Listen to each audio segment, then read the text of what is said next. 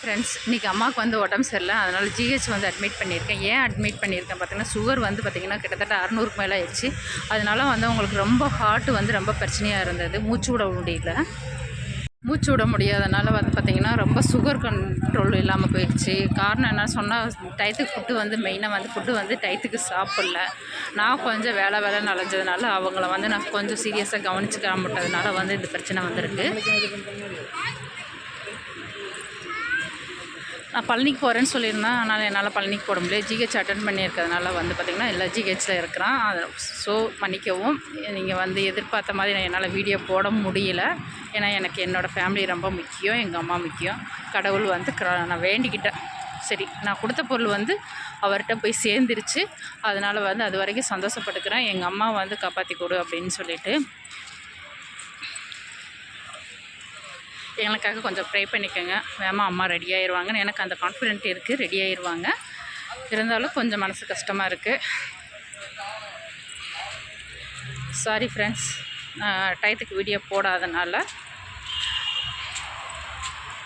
நான் ரொம்ப எக்ஸப்ட் பண்ணியிருந்தேன். பழனிக்கு போகணும், அன்னதானம் பண்ணணும், அது வீடியோ உங்களுக்கு அப்டேட் பண்ணணும்னு ரொம்ப எதிர்பார்த்துட்டு இருந்தேன். பட் போட முடியல. சொல்லுவாங்களா, நம்ம ஒன்று நினைப்போம், தெய்வம் ஒன்று நினைக்கும்னு சொல்லுவாங்களா. எனக்கு எங்கள் அம்மா தான் தெய்வம். அதனால் வந்து எங்கள் அம்மாவை வந்து தெய்வமாக நினைக்கிறேன். அதனால் வந்து எங்கள் அம்மாவை கவனித்து நல்லபடியாக நான் வீட்டுக்கு கூட்டிகிட்டு போயிடுவேன். அது வந்து கடவுளுக்கு செஞ்ச சேவையாக நான் நினச்சிக்கிறேன். அவங்களோட கொஞ்சம் நான் வீடியோ சைலண்ட்டாக அவங்க பேச முடியல. அதனால் பார்த்தீங்கன்னா சைலண்ட்டாக நான் வீடியோ அப்டேட் பண்ணியிருப்பேன். இப்போ நான் வெளியில் அப்படியே வாக்கிங் பண்ணிவிட்டு கொஞ்சம் தூரத்துக்கு வந்திருக்கிறேன். கொஞ்சம் மனசு கஷ்டமாக இருக்குது. உங்களுக்கு அப்டேட் பண்ணியிருக்கிறேன், பாருங்கள்.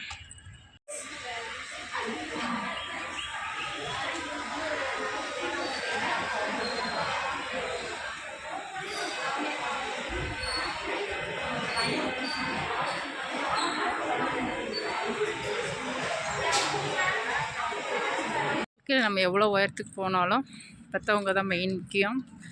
நண்பர்களே, தயவு செஞ்சு வந்து நீங்கள் வந்து யாருக்கு என்ன உதவி செஞ்சாலும் ஃபஸ்ட்டு வந்து பார்த்திங்கன்னா உங்கள் பெற்றவங்களை வந்து கைவிட்டுறாதீங்க.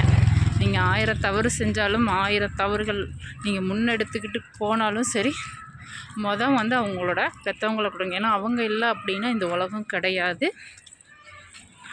அதனால் வந்து உங்கள் தயவு செஞ்சு வந்து பணத்துக்காக பின்னாடி ஓடாதீங்க. பின்னாடி ஓடுனீங்க அப்படின்னு நினச்சிங்கன்னா உங்கள் பெற்றவங்களை வந்து தயவு செய்து தான் கைவிடணும். 2வது மனைவி. ஏன்னா மனைவியை கைவிட்டவங்களுக்கு மனைவியோட வலி வந்து அந்த மனைவிக்கு மட்டும்தான் தெரியும். அதோட வலி வந்து அதோட சாபங்கள் வந்து கண்டிப்பாக தீர்க்கவே முடியாது. தயவு செஞ்சு மனைவியையும் கைவிடாதீங்க, பெற்றவங்களையும் கைவிடாதீங்க. இது என்னோடய அன்பான வேண்டுகோள். நன்றி.